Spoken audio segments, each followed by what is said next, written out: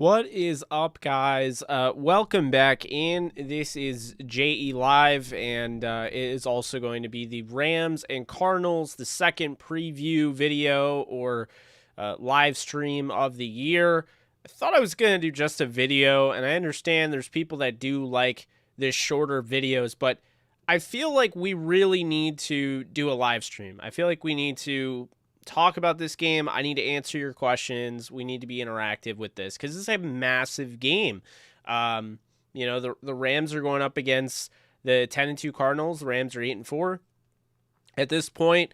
The Cardinals are looking at clinching opportunities, whereas the Rams are trying to find any sort of way to make the postseason and to make that number one seed. I mean, it's still possible.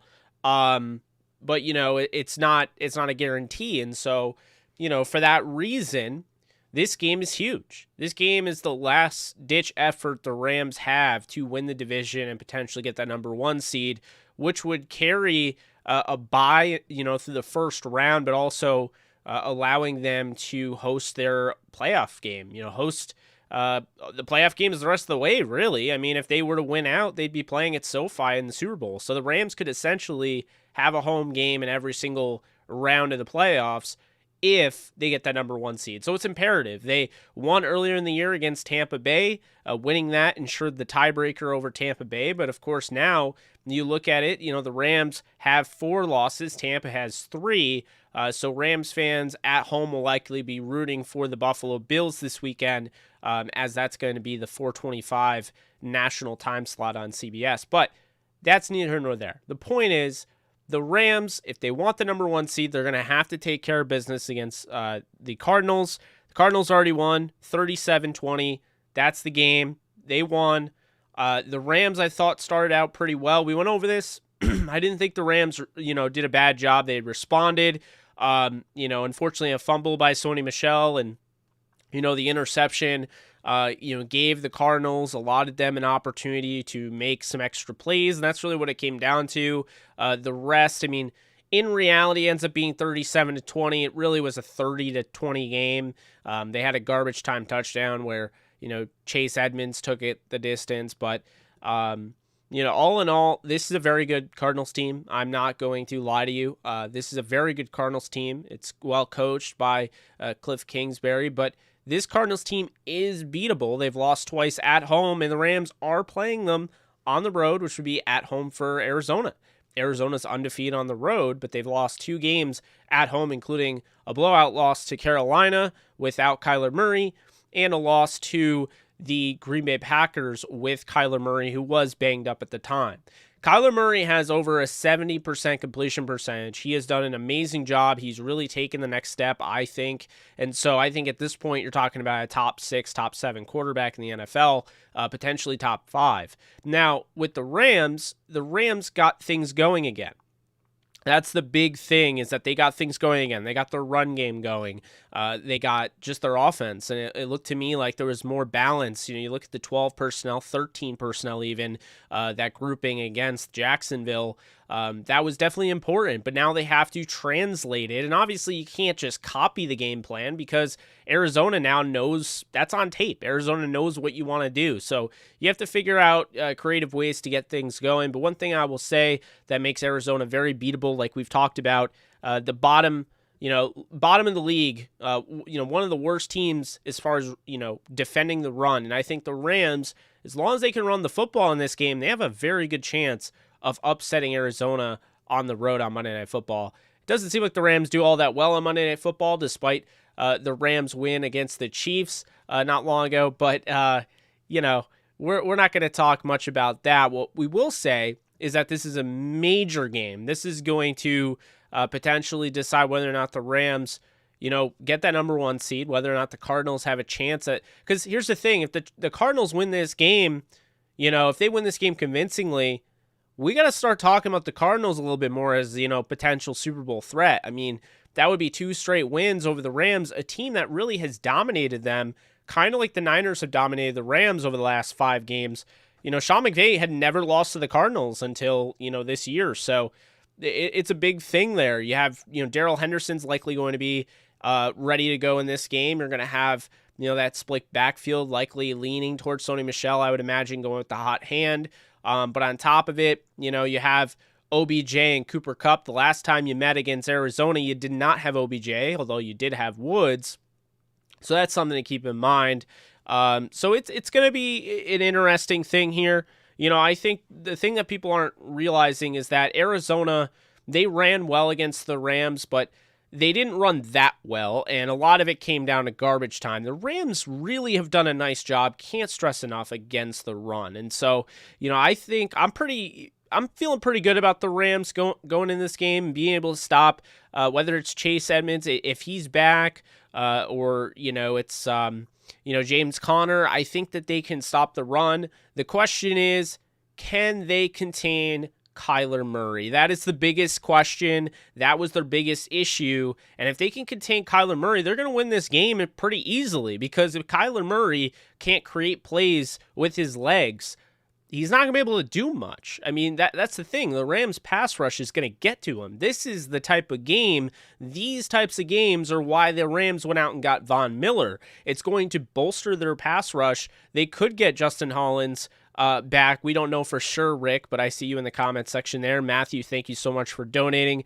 The biggest game of the year so far, I say 27-24 Rams and OT. Not much thought here, just a guess. So I'll have my my predictions pretty early, in case those of people that are rewatching this aren't involved in the live opportunity. They're not engaging and whatnot, and they're watching after the fact, so they don't really care about all the questions and all that. I'm just going to say right off the bat, I think the Rams do win this football game. I think they beat the Cardinals, and I'm going to say it's going to be a tough game, but I'm going to say 31-24. I think the Rams do win by a touchdown. I think it comes down to, down to the wire a little bit, but the Rams are able to make things happen. And I do think, with this game, if the Rams come up the way I think they're going to and win this game, we have to stop saying that it was just the Jaguars, and we have to start looking at the fact, okay, maybe the Rams really did find something against Jacksonville. Maybe that was legit, and I tend to lean that it was. I very much believe that was legit. I believe the Rams found something, and now they're going to push forward. And if they beat the Cardinals, really, I believe they will, I don't see them having much of an issue the rest of the way. You have to win the game, sure, but you're talking about Seattle, a team that you've really done a nice job of handling, and you really looked good the last time, on the road, tough environment, Thursday Night Football, short week, you made it happen. And then you talk about, the Niners probably going to be the toughest matchup because you just simply haven't been able to beat them. But you look at the Vikings, for instance. Vikings almost gave a 29-7 game away, with one quarter to go to the Steelers. And then you look at the fact they have to play Baltimore. I mean, Baltimore can't score more than 19 points, really. So, I don't know what's going on with their offense, but the Rams have opportunities here. They know this, and so they're going to have to take advantage of it big time. And they're going to have to win this game and start that winning streak. Sometimes there's a thing called a get-right game. I think, Jacksonville really was the get-right game. They're not going anywhere. Let's be real here. In Jacksonville, they're pretty much done. I'm surprised they haven't been eliminated from the playoffs yet. But doesn't mean that game meant nothing. The Rams needed that game. They needed to get a W back in the win column. And there you go. Now they have it. They can go forward. I think you're going to see a lot of a heavy dose of running the football. I think Sean McVay is serious. I think he realizes, he admits he was wrong. He's going to stick with running the football, set up a play-action passing attack. You saw about 12 to 14 play-action passing plays that went for completions with Stafford last week. I mean, keep him in that rhythm, keep him doing his thing. The big thing is you obviously want to avoid the turnovers. Stafford did that last week. He gave he threw an interception against the Packers. May or may not have been the best throw.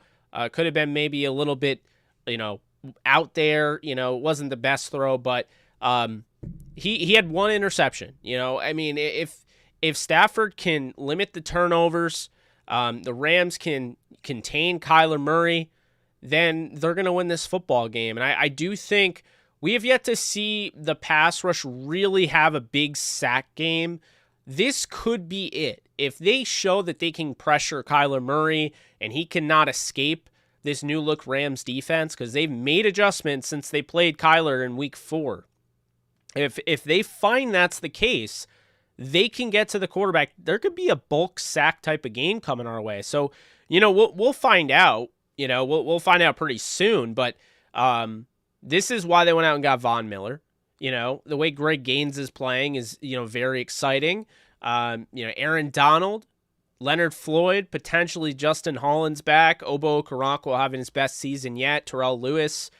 A'Shawn Robinson has really turned it on the last few games, not being talked about enough. The Rams have the upfront ammo to win this game. What happens in the secondary? Well, the biggest issue in the secondary last time was David Long one-on-one with A.J. Green. I don't think you'll see that because David Long doesn't really play much anymore, and it's mainly because Dante Dion has won the appreciation, the respect, and ultimately the trust of the coaching staff. And so he has become the nickel, so to speak, whereas you have Darius Williams, who will be healthy in this game, and Jalen Ramsey on the outside. Big game there. Big stuff there. The safeties have to play well. I think Jordan Fuller is getting better as the season has gone on. I think early on in the year, I think you guys can remember, I didn't feel like he was playing all that well. Sense urgency, it seemed like it was lacking, but he looks better. I think the defense, is able to make something happen because, at the end of the day, like I said before, James Conner did not even average 3 yards per rush last game against the Rams.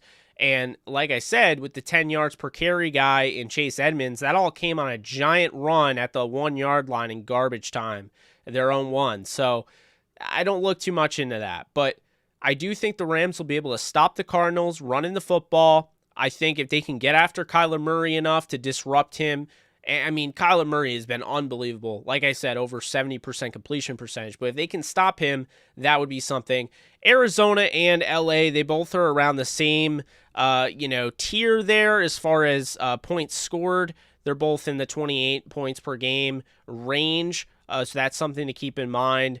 As far as yards per game, you're looking at, the Rams, they don't even average 100 yards per game. But they had 128 last week, so that's something to keep in mind. Whereas Arizona is in the top 10, they average about 124.2 yards per game on the ground, and so that's something to keep in mind. When you're moving forward, like, okay, they can run the ball. The Rams stop the run. We'll see how that goes. The Rams, as far as passing yards, they are averaging 289 per game, which is third in the league, only behind Tampa and Vegas. Arizona is 11th with 244.6, which, keep in mind, you have a guy in Kyler Murray that likes to take off and run. So that is something to keep in mind. But let's discuss the offense per quarter offense per half, because the Rams, they get off to a pretty good start, with 13.8 points first half points per game. So the Rams get off to good starts. Arizona, though, is second in the league to the Rams' 6th.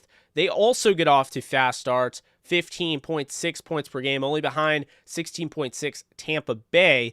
As of recent, Arizona, keep in mind, they've had some injuries. Kyler's now healthy, and it's a different team, but they are averaging 11.3, and they just got 21 in the first half, the last game. Now, looking at the way they end the games in the second half, you look at it, and right off the bat, the Rams are top 5 with second half points. They have 14.3, whereas Arizona is 12 with 13 per game. Arizona had 10.7. Over the last 3 games, the Rams had 11.7. So we're going to see. I think both these teams are pretty similar in that regard, except the Rams don't have a running, mobile quarterback. They just don't. But here is the thing. The Cardinals have got some really good contributions out of guys like Marco Wilson, a cornerback that was drafted this year, may not have been expected to do a ton. He has done a lot for them. He's helped their secondary. They have guys like Budda Baker. You have Isaiah Simmons and Zaven Collins at the linebacker spot. Chandler Jones is always a threat. So I do think, when you look at this, The Cardinals definitely have a team that can make a run. I see a lot of people throwing out, they're not going to the Super Bowl. They're done. I wouldn't rule them out. This is their game, and so they could come out with a sense of urgency. They could come out with a chip on their shoulder that even in this game, the Rams could be kind of the favorites, so to speak, for, some people that are looking at it and like, okay, the Rams are coming off a win. I don't really buy into the Cardinals. They already won. The Cardinals aren't going to sweep them on the season. So keep in mind, this could be Arizona's like prove it game. If they come out and they beat the Rams for the second time this year, I think a lot of people are going to buy into them and they'll be the favorite to win the Super Bowl. So it's a big thing here. I think there's a lot of similarities between these two teams. I'm excited for this long-term rivalry. It seems like there's a little bit of an edge here, between these two teams. So we'll see. I mean, but the Rams aren't dominating the Cardinals anymore, I don't think. This will be a close game, and I think a lot of people forget the Rams went to Arizona last year. They beat them with Jared Goff. I know they swept them last year, but it was a close game early on, against John Wolford. But keep in mind, Arizona came storming back. That game ended up being 38-28. It's not quite the blowout that a lot of people make it out to be. And so I don't think you can really count out Arizona in that regard. As far as team points per game, Arizona's averaging 23 points per game given up over the last three. The Rams are averaging 24.7. The Rams are 16th in points per game allowed with 22.5, whereas Arizona on the season is 4th with 18.7. So that is something to keep in mind there. I just think, when you're looking at this, it's going to be really interesting, depending on the different matchups you get. You look at a guy like DeAndre Hopkins on Jalen Ramsey if they decide to do that. We'll find out for sure. There's not really any way to know until we see it happen. But, that's definitely something that I'll be watching. But that is the Rams and Cardinals game. At the end of the day, I have the Rams winning 31-24. I like keeping the Rams in the 30s. I feel like they're a 30-point game, a 30-point team. So I typically give them at least 30 points. Especially in a game like this. I think they will run the football. Sean McVay will, right his wrongs from the previous game. And really what it comes down to is if Sean McVay ran the football the last game, that game's completely different. They had opportunities. They had drives. They stalled. I mean, they just stopped running the football. I mean, Darrell Henderson's averaging 6.4 in that game per carry, and they just stop. So I think now they have some momentum building. I think they'll continue to run the football, and they'll have some semblance of a balanced offensive attack, which I'm very excited about. I'm excited to see more of this 12 personnel grouping. Now, hear me out when I say this. They were going to use more of that. What I think happened is when Johnny Munt was ruled out for the year, Sean McVay didn't have anybody that he really looked at to be, okay, that's our second tight end. We can still run the 12 personnel grouping. No, I honestly think they didn't have anybody. And Sean McVay kind of just, really focused on 11 personnel. But he's been consistent with this. It's not a great thing. He's been consistent at getting into the rhythm of, okay, I'm going to do this. And then he does it for a while. And then after a while, it gets figured out. And then he has to, towards the end of the season, when you see teams like Buffalo that are freaking out, what are we doing? We have no offensive running game. No running game to speak of. Josh Allen's almost our leading rusher. What are we doing? When you get into that, when it's like week 14, that's the great thing about Sean McVay. He shouldn't be in the situation anyway, but you don't have to worry because Sean McVay does figure it out. Whereas you have teams right now that are freaking out because it's like, hey, we're 7-5, but we don't have a running game. And I don't even know how the hell we're going to score points. And now we have to play, the Patriots again after losing. We have to play Tampa this week. Like, if you're like the Bills right now, there's a lot of uncertainty. The Rams aren't the same team. I've been seeing there's some comparisons between the two. Here's the thing. This is the thing I keep saying.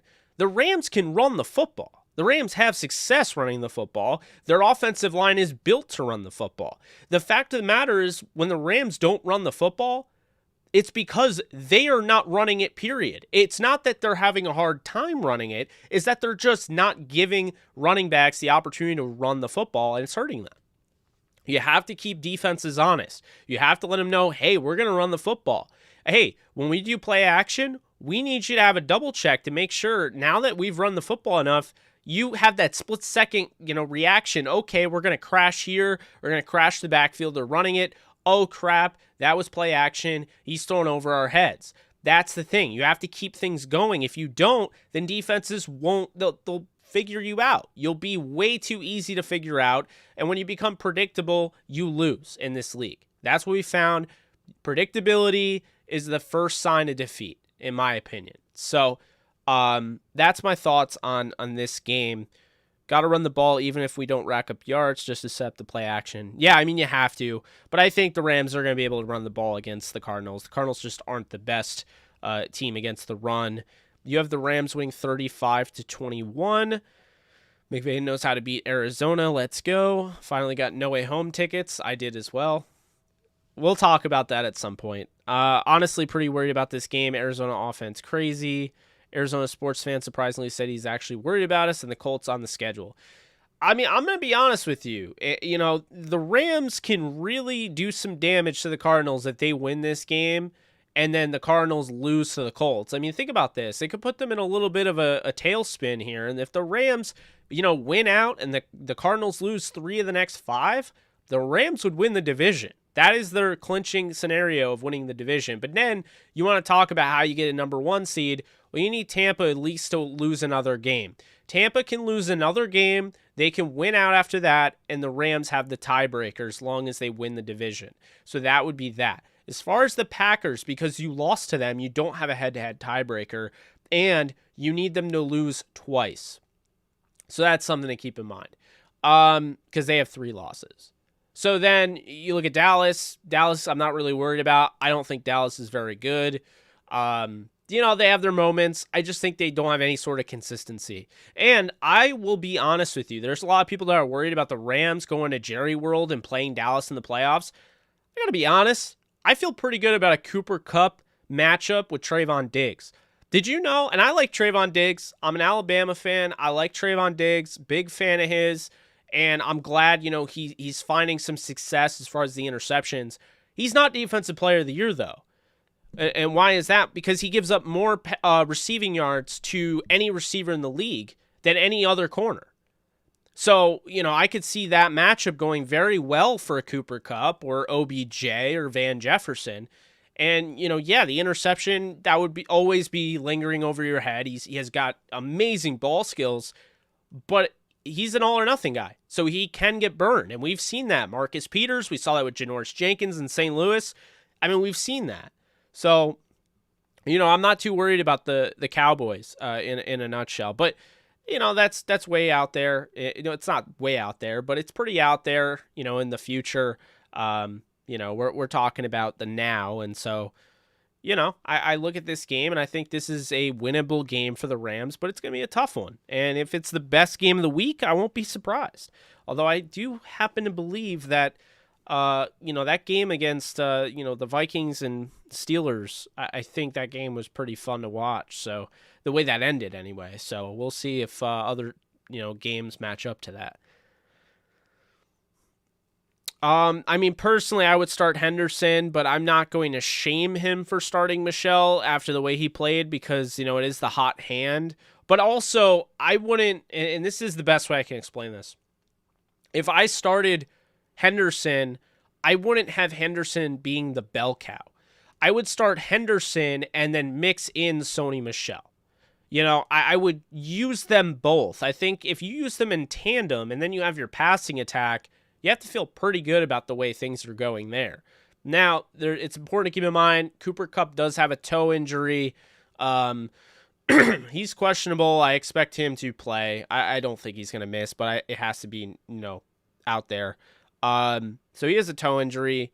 Darrell Henderson has a thigh. I would imagine he's going to play. Brian Allen, he has an MCL sprain. We'll see if he plays. It's possible. But Coleman Shelton played pretty well last week. The thing about Brian Allen that he brings to the table that Coleman Shelton doesn't is he is very good in the running game. He is a very good run blocker. He's not really built to be a pass protector the way Coleman Shelton is. I think Coleman Shelton is a better pass protector than he is a run blocker, if that makes any sort of sense. So that's what I'll say there.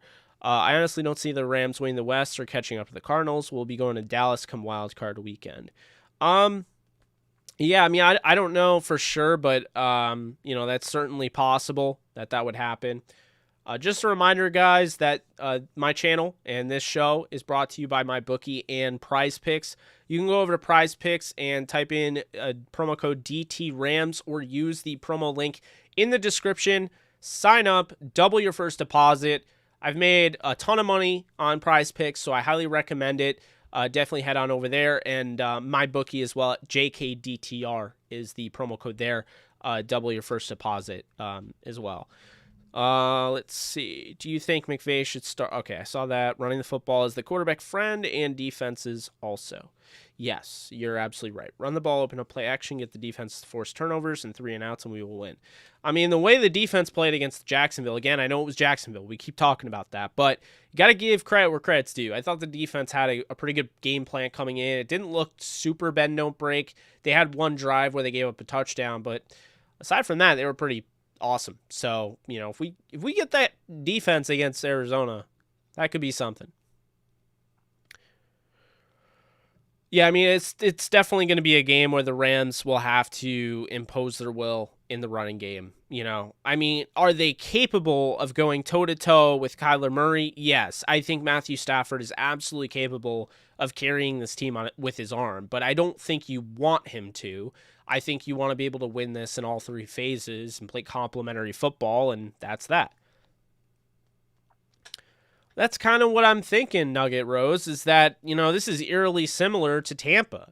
Tampa went through a bad stretch, and then all of a sudden, they figured it out, they clicked, and it's like, okay, and keep in mind, they played good teams. They lost to, back-to-back, they lost to the Chiefs and the Rams. They ended up beating the Chiefs in the Super Bowl.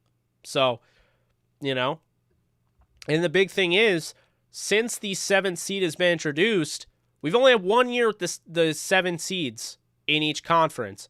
And the 1 year it came out, the 5th seed played all road games in the playoffs and hosted the Super Bowl. And it can happen back-to-back seasons that the Rams get the 5th seed and host the Super Bowl.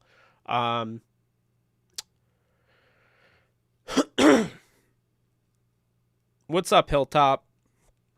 Hope everyone's doing well. Thank you guys for being in here. I know everyone's busy on Friday, but I figured, we'd make a video. I've been kind of lagging on that. But we got the live stream going. Been on for almost 30 minutes. Oh, the Hornets are?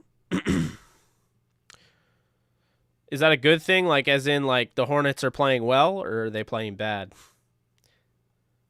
Because I have Kelly Oubre, and... Okay.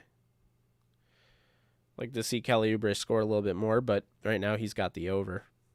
I need that. Need Devontae Graham to do more. Definitely. And Jarrett Allen's off to a good start, so that's good. Do you think Von Miller still has it? Rewatching the past few games, I don't see the burst like before. Yeah, I do. I think he's coming off injury. I'm not convinced he's fully healthy, but I don't think it's like an age thing. We really just need the offense to start off well and put together a solid scoring drive right away. I think we're golden. It seems like every time we lose, start off sluggish and or turn it over. Well, I mean, the Rams' recipe for success is, leading at halftime. Getting off the quick starts, leading at halftime. They're undefeated when they do that. So, yeah, I 100% agree with you. I think they got to get off, to a quick start against a team that can put up all the points in the world. I mean, when Arizona's on, they are almost unbeatable. I mean, when you really think about it, Kyler Murray, the way he can run the football, the way he can throw the football, this isn't like a running quarterback. This isn't like a guy that's a solid pass. Like, he has turned into one of the most accurate throwers of the football in the NFL. And I can't stress that enough. Again, 72+% completion percentage is just outrageous. And you have to keep this in mind. He's throwing far down the field. He's not dinking and dunking his way to that stat line. He is throwing deep down the field to a Nuke Hopkins, to an AJ Green, 2 Christian Kirk, 2 Zach Ertz. I mean, that's the impressive thing about this. And so, Kyler is somebody you really have to make sure, he's a rhythm passer. You got to get him off his rhythm, out of his groove. He will kill you. So can't stress that enough. So how do you see the carries going on Monday between Sony, Michel, and Daryl? I think Sony gets about 16. I think Daryl gets 14. But maybe we see 20 and 20. Maybe we see 20 and 15, but Daryl is used more as a receiver. That's probably more realistic. Sony Michel runs 20 times. Darrell Henderson runs 15, and we see Darrell Henderson used more as a receiver.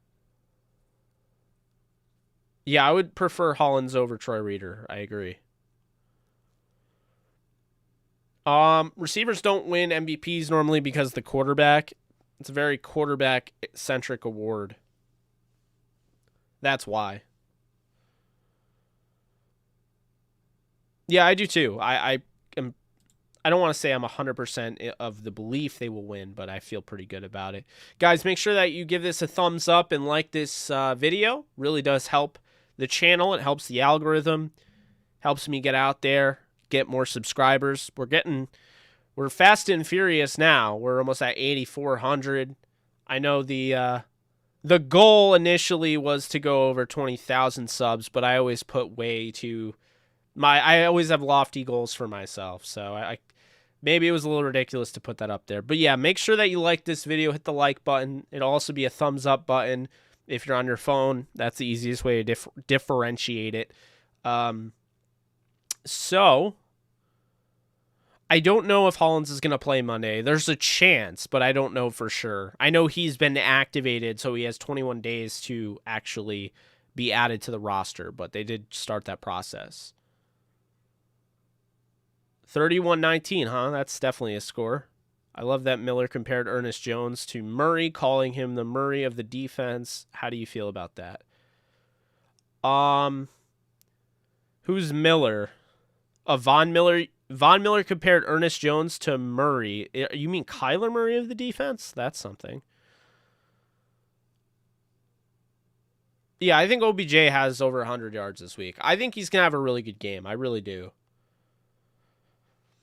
He's going to be hard to defend, man. That's what it comes down to.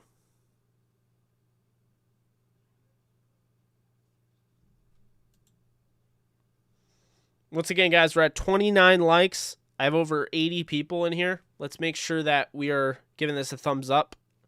Really helps out the channel again. I just got to remind you because I know it's easy to forget, but it very much helps the channel. Yeah. Oh, that's interesting. Thank you so much for donating, Matthew. Do you think we need to have somebody, maybe Jones, spy Murray? Potentially. It's tough because there's ways to scheme past a spy. So, say you put a quarterback spy, right? And that guy, basically his job the rest of that time when he's spying is looking at the quarterback, following him with his eyes, making sure he mirrors the quarterback, right? Well, the problem is when you do that, you are focusing the linebacker on the quarterback. You can find ways to exploit that. And that's why, it's not just as simple as play a spy like in Madden. Like you see it in Madden, it works fine. You can have some free reign and move a little bit. In the NFL, it's a lot harder to do that. You have to know what you're doing. And if anybody's out of whack and it doesn't work all that well, you can really get gashed. So it's a big way to, if it doesn't work, you can really get exposed and really hurt yourself. So they got to be careful on that. Where are you in your favorite fantasy league? Like what place? Surprisingly, not first in any of them. Normally, I probably like more than half of my leagues I finish in the top 2. But this year has been rough, so I would probably say my favorite. There's a league I am 9-4 in. It's my dynasty league, and 9-4, 8-4, and I just really enjoy my dynasty league that I do with people from DTR and people that I grew up with. So I just prefer that just because I like the idea of like setting defenses and things like that. So yeah, like the freaking video. Thank you, Ardani. Yes, like the video. Maybe I should just put a thing that says like the video. Just a box that's like the video. Or I could do a bot where like just completely constantly reminds you in the chat to like the video. What's up, Benjamin? I see you. The Camper Report. I think the Rams' biggest key in this game is to find ways to run the ball successfully. I agree with you there. Yeah, the Demaryius Thomas thing is it's awful, man. It's awful. I saw that come up in the chat.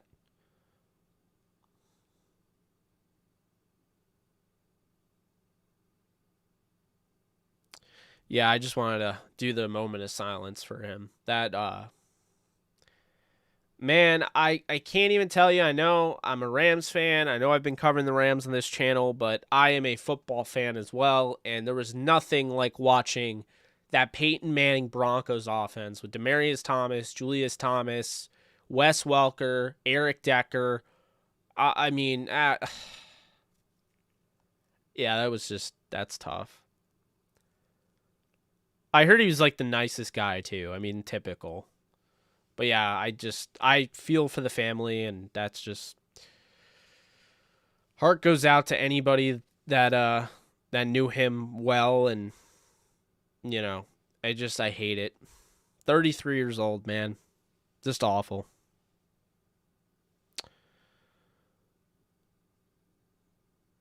Hopefully the Rams special teams will continue to improve. I think that they've been getting better. Yeah, I think they're 20th now in DVOA special teams, so I think they're definitely getting better. That's something to be said, you know.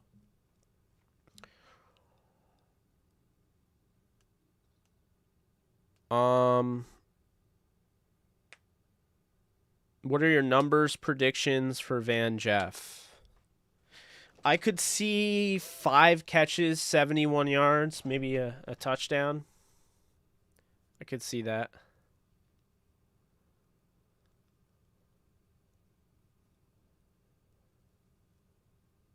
Yeah, no, you're absolutely right, Last Sand Prince. You got to stop Murray. You got to prevent those open lanes.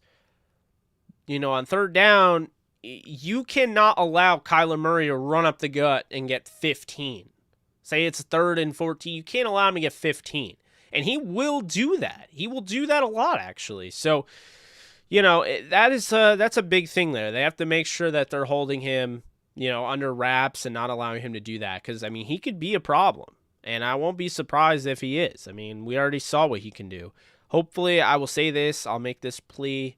Hopefully, the officials calm down on the roughing the passer calls on Kyler Murray. I've seen him, and I really like Kyler Murray. It's nothing personal against him.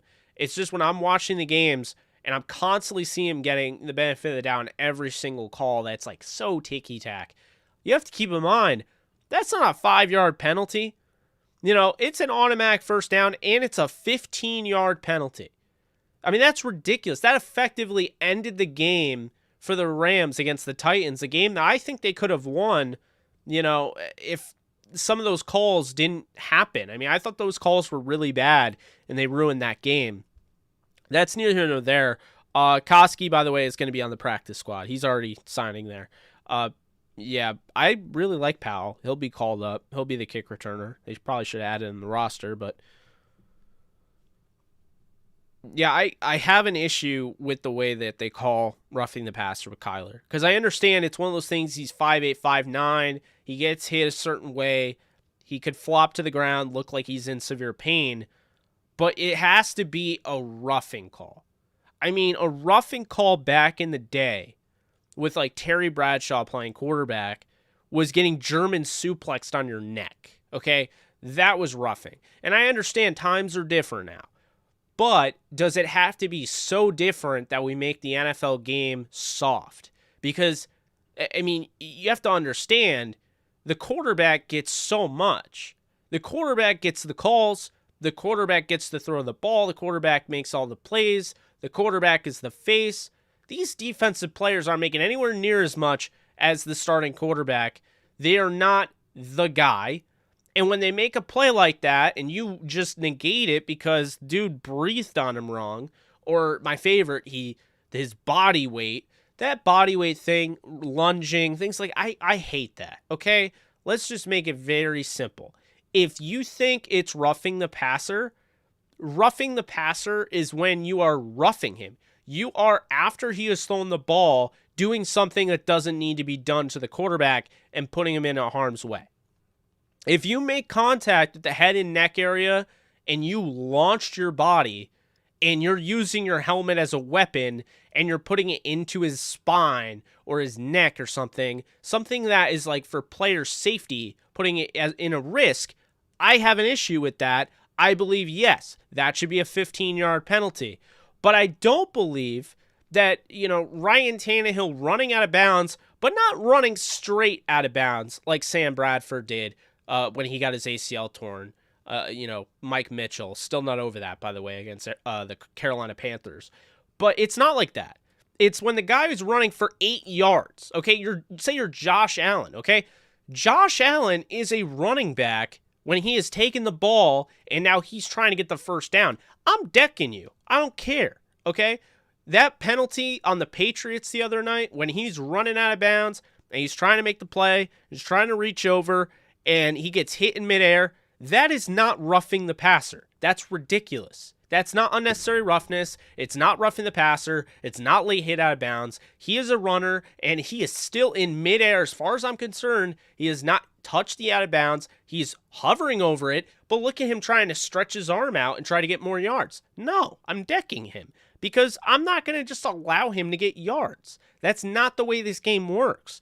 So when Kyler Murray throws, a pass like this, and then he gets hit and the guy is slowing down and he hits him in the chest, but taps him, and you're calling that roughing the passer, you're giving him a free 15 yards. That could be a 3 and out, and now all of a sudden, boom. I don't like it. So I really want to see them kind of, calm down on that. I think that's an issue. I think it's become an issue because I've seen other teams be affected by it. Again, it's a 15-yard penalty. It's not a 5-yard penalty. It's an automatic first down. It's a 15-yard penalty. And with games like the Rams and Cardinals, with games like the Packers and Cardinals, games like the Rams and Bucks, games like that, they come down to 3-4 plays, right? 3-4 plays really change the game, sculpt the game, mold the game, and that's how you find a winner. So if you're giving them a free 15 yards, that's one of those plays essentially that's being given by the officials. And I just do not like that. I don't like it. We've talked about this. I don't want to blame just the officiating outright because they haven't done it. I don't want to get anyone in trouble for something they haven't done yet. You guys know where I'm going with this. Rams Buffalo last year. You want to tell me that Josh Allen throws an incomplete pass on 4th down. His receiver decides to block instead of catching the ball. Typical rookie mistake there. You want to tell me that's on Darius Williams? You want to tell me that the Rams get the game-winning stop and now you're taking away the win? And not only that, you're going to say pass interference and you're going to put the ball at the 1-yard line with plenty of time and a full set of downs, 1st and goal for the Bills and essentially give them victory. I have an issue with that. So I still think that is maybe the worst ending to a game I've ever seen. Because essentially, if you really think about it, the officiating gave the Bills that game after they blew a 25-point lead. They banned the fake slide today. How you feel about that? I think it's fair. It's weird because it's here's the problem with the fake slide is that I get it. Now it's what does a player do at this point? Puts the quarterback already in a great advantage. But on top of it, I'm worried about how they're going to officiate it. How do you know what's a fake slide? realistically. Because some guys, I mean, there might be like a little stutter step or a juke or something, a back juke, and a ref might throw the flag and say, oh, well, he's fake sliding. Stop. Blows the whistle, plays dead. You know, I don't know how you really officiate what a fake slide is. I honestly I wasn't really sure what he was doing in the moment. So, you know, I'm not really a huge fan with that.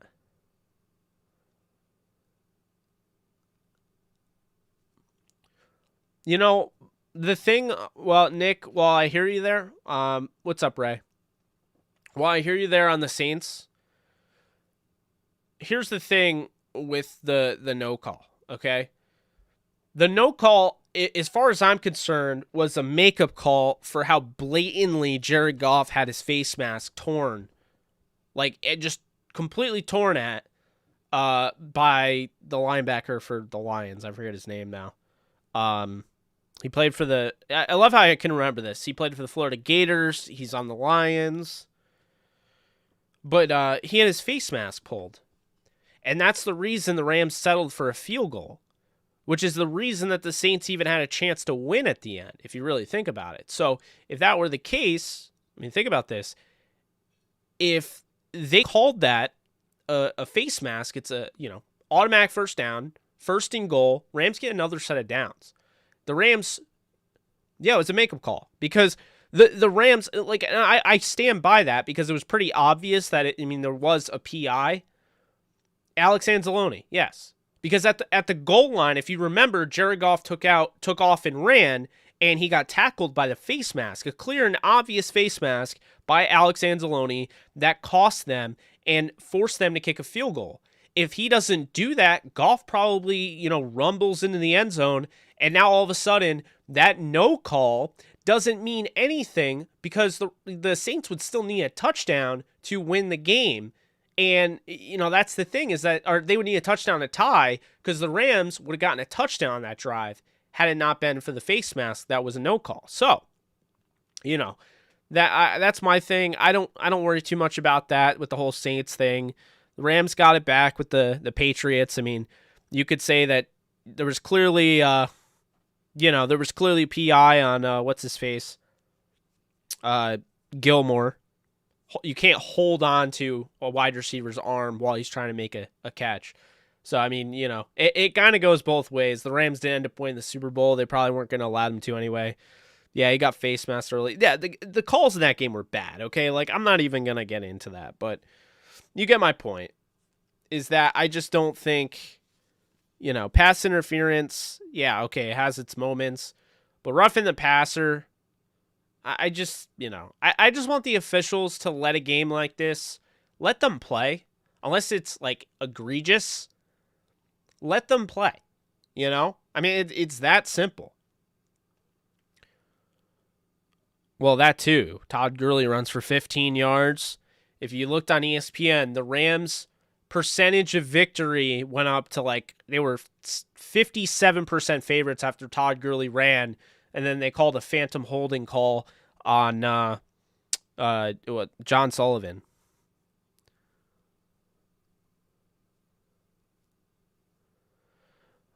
No, I hear you, Pineapples. It's a serious thing. Face masks are, that's brutal. Yep, exactly, Chris. Guys, we got 90 plus people in here. If you haven't already, you know what I'm going to do. Put up the thumbs up sign. Hit the thumbs up. Hit the like. Like the video. Let's keep this thing going. Let's keep growing. Let's keep growing. The subs are in full force today. We have a pretty good day of subs.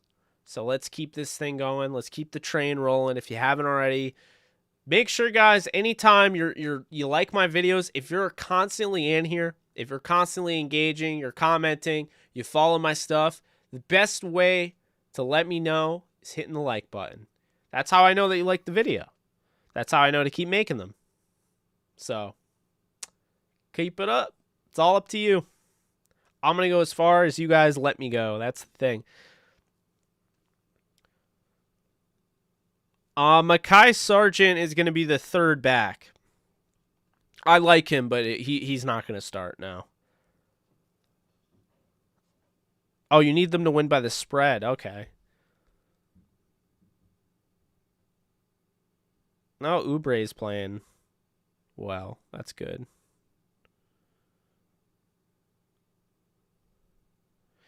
Yeah, I had Kelly Oubre, and I have Josh Giddey, and I need Devontae Graham to have more than, whatever, 3 points? Really? Another bust game for Graham, huh? Westbrook should have more than 9.6. I'm not going to look at that. It'll upset me, but...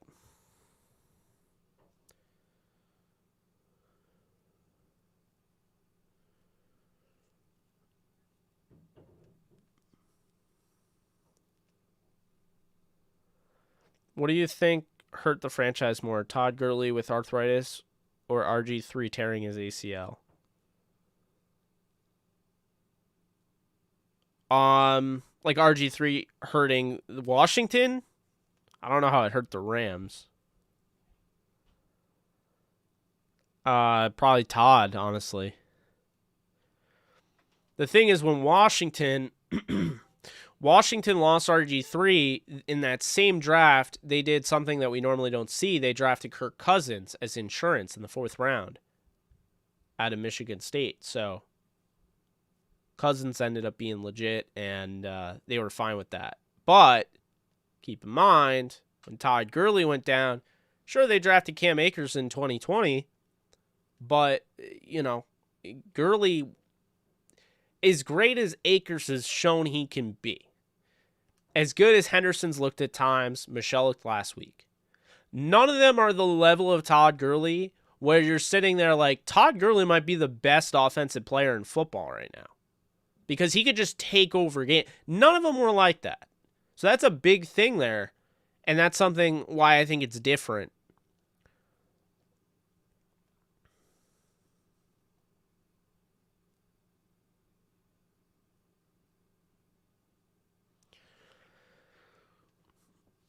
Yeah, that whole thing was weird that they benched James Washington. Or not James Washington, James Robinson. That was very weird. It felt off.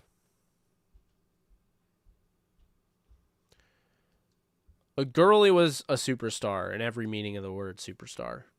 I mean, that's what he was.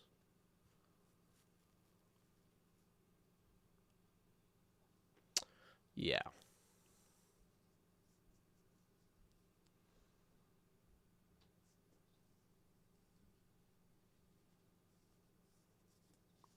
I don't think they wanted to claim Cunningham.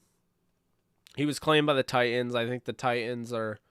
I don't know if they're ahead of the Rams in the order. I don't think so. So I think the Rams had a crack at him, and they don't have the money to claim anybody. That's the thing. They're really pushing it. I think Michelle gets the nod, but it's not going to be your stereotypical start. Like, he'll start the game, but I think both get used. If Henderson is 100%, they will use Henderson about 50 to 45% of the time, like at running back.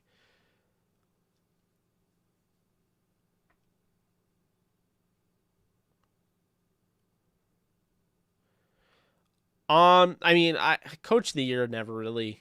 It's always a rookie. It seems that way. Coach of the Year isn't a big thing for me. All I gotta say is if Bill Belichick doesn't win Coach of the Year, I don't know who should. I mean, Belichick should be Coach of the Year every year. He's the best coach in the league, And that's the thing is, Cliff Kingsbury said that, when people are asking him if what he would feel like being Coach of the Year, and like he was like, well, if Bill Belichick isn't getting it, then no one should.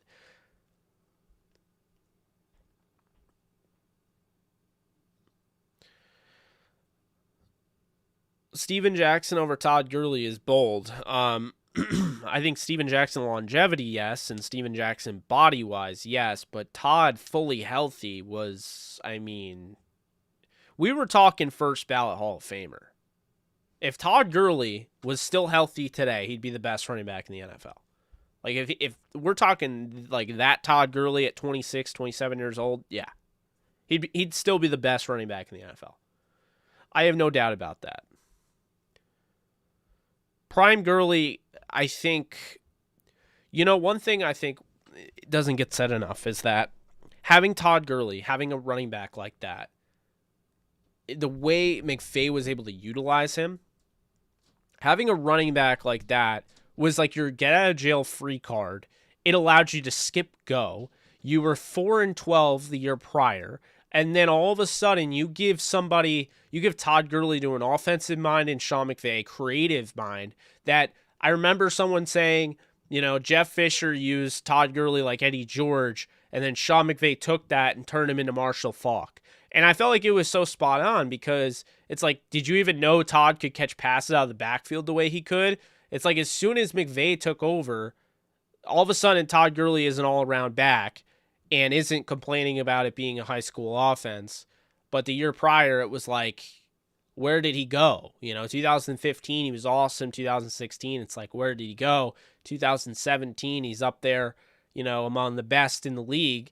2018, at one point, he looks like the best in the league. I mean, it's just, he was really hitting another level.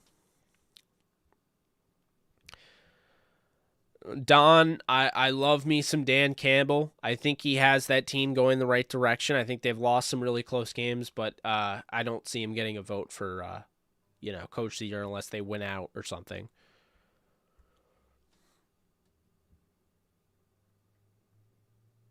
Well, I would take Falk over Todd Gurley, but one thing to keep in mind is that we never got to see Todd Gurley with a Matthew Stafford, and I think Jared Goff playing as well as he was, Matthew Stafford is just going to keep defenses honest.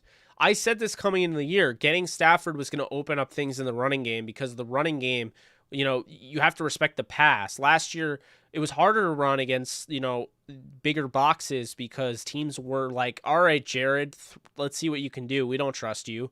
Make that throw. They were begging him to throw deep down the field, and he couldn't. So,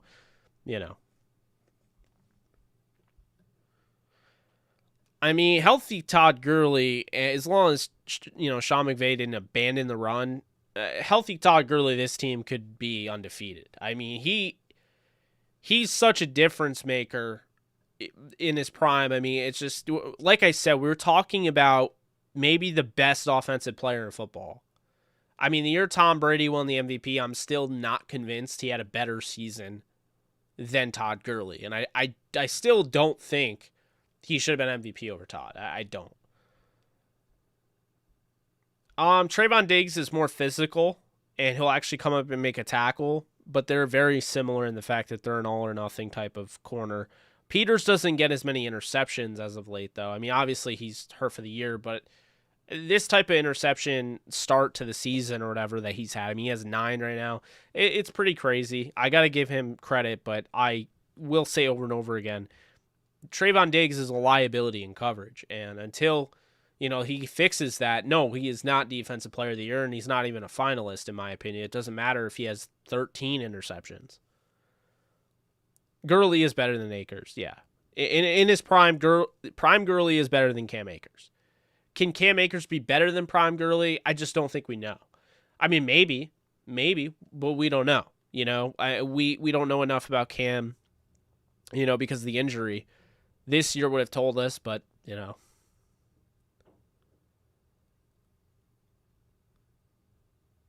Name me one NFL coach of the year that didn't get a win until week 13. Exactly. Yeah, he's not getting coach of the year, but I do like him, and I like the way he's... I don't know. The thing that's different, guys, is when you have a team that only has one win, like the Lions, and then you see the way the players are playing for that coach, that tells you a lot about that coach, man. The Seattle locker room is probably a mess at this point. The Bills don't look very good right now. They're 7-5. But you have a team that just won their first game and they're celebrating like it's the Super Bowl. Yeah, you can clown on it, but I think it says a lot about the fact that Dan Campbell's the right guy for the job. He's going to turn it around. You look at the players, they love him, man. That was legit. They won that game, and it wasn't like, oh, this is ridiculous. I need to get out of here. They stuck by it, Got to give them respect.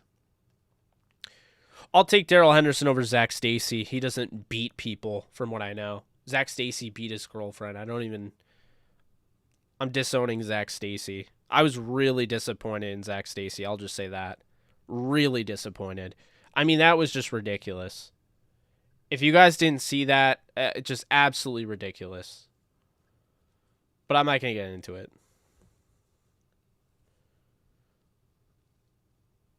Jared Goff isn't better than Matthew Stafford.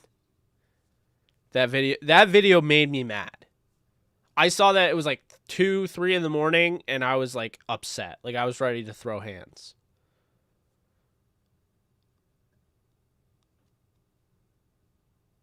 I didn't think the Lions would make the playoffs, but I thought they'd be better. But a lot of their games where they lost, I mean, came down to it. No, that's fair. I mean, the Jameis Winston thing. I think Winston was coming into his own this year, which sucks that he got hurt, but, You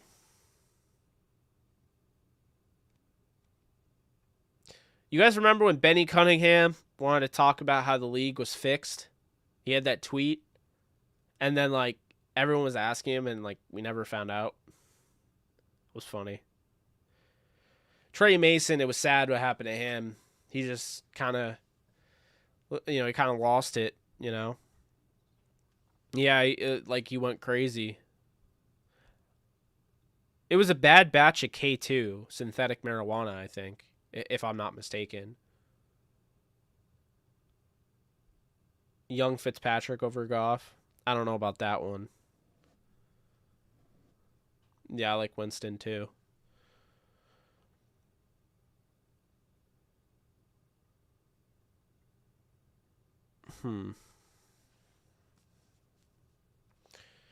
What are you guys thinking?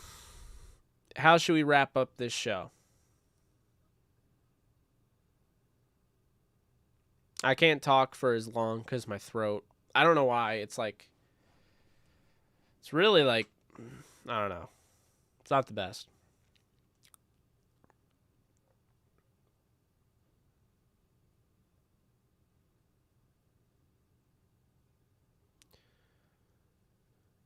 Score prediction, I have the Rams winning 31-24.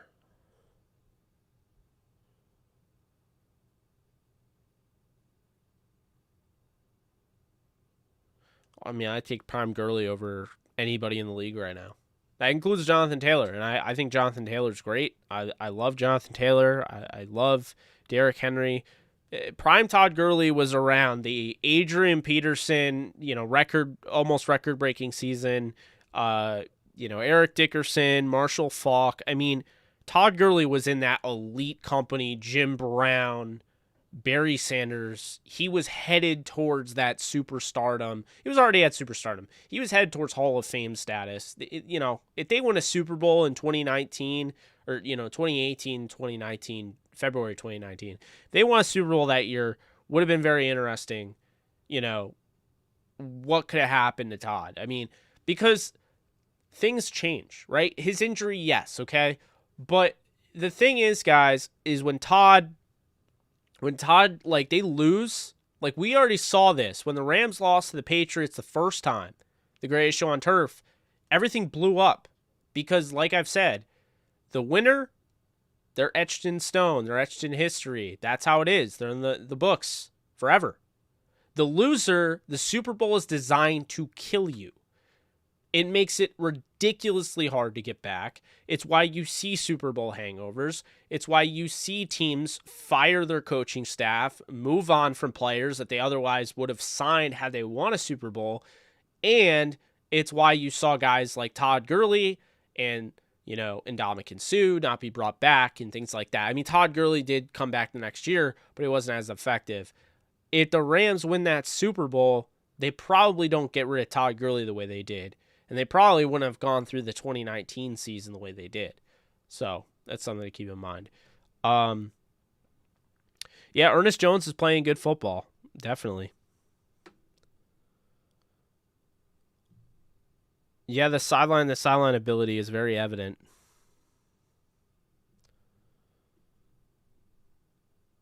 How many sacks? 4? I think 4 is good. Over under 4, I'd probably say it pushes at 4. I don't know if I would go over or under on that. I think 4 is probably the best number there. We'll say over under 3.5. But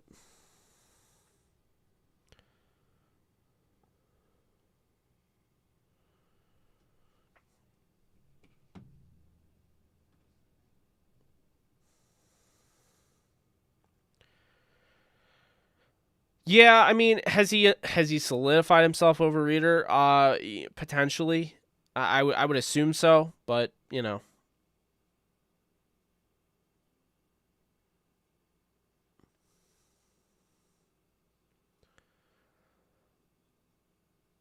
Yeah, I don't know if it's turf toe.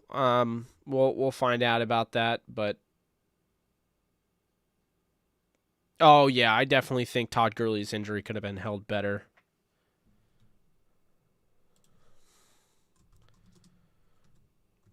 100% believe that could have been done a better way.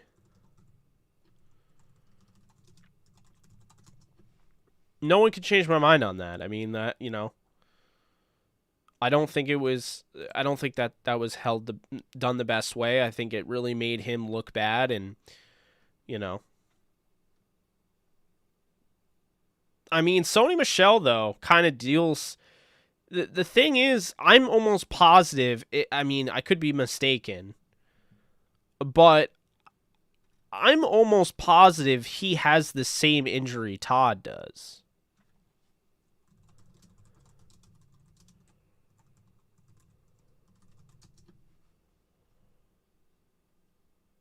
Because,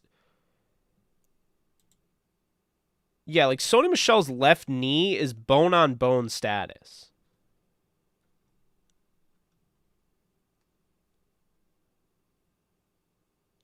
He had to get a knee scope because his ACL ruptured in 2011.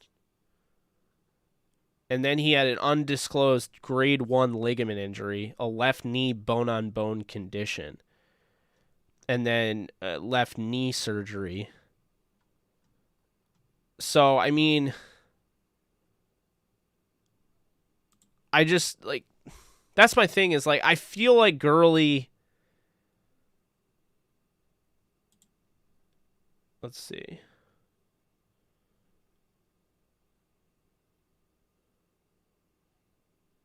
Yeah, because Sony Michel literally has the arthritis in his knee. Like, he has an arthritic knee that Todd Gurley has. Now, what I always wondered, and I'm going to get going in a little bit here, but what I always wondered is if Todd could have done, if you guys remember with Kobe Bryant and the stem cell stuff, like the procedures that he had done and different players in the NBA were had done to their knees in Germany. I almost wonder if Todd could have done something like that to help. I don't know for sure. But I mean, if you guys are wondering why like Sony Michel doesn't cut as quick, he's not as fast, doesn't have that explosive ability. I mean, he was never super fast, but he does have an arthritic knee as well that Todd Gurley had. So it's kind of weird how the Rams replaced Todd Gurley, the arthritic knee Todd Gurley, with another guy who has an arthritic knee, both from Georgia. But yeah. All right, guys. Well, that's going to do it for me. I have the Rams winning 31-24. I will see you guys soon. You guys take care. And, I mean, we'll have a pregame and a postgame show as well as a DTR podcast. So take care, guys. Go Rams.